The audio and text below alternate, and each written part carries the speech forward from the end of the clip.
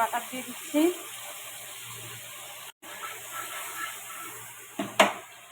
পরিমাণ চিনি, পরিমাণে লবণ, পরিমাণে লঙ্কার গুঁড়ো দিয়ে ভালো করে সব মিক্সড করে নিব। ব্রেডকে আমি টুকরো টুকরো করে নিয়েছি।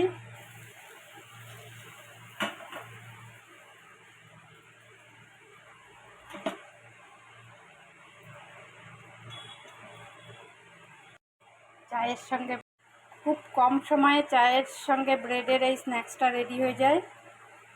গোল্ডেন কালার করে তোমরা এটাকে ভেজে নিবে। ফ্রাই করা হয়ে গেছে ব্রেডগুলো, আমি নামিয়ে নিব। উপর থেকে গোলমরিচের গুঁড়ো দিয়ে নিচ্ছি। ব্রেড স্ন্যাক্স রেসিপি রেডি আমার। এই ব্রেড স্ন্যাক্স রেসিপিটা কিন্তু খেতে খুব মুচমুচে হয়, চায়ের সঙ্গে খেতে খুব ভালো লাগে।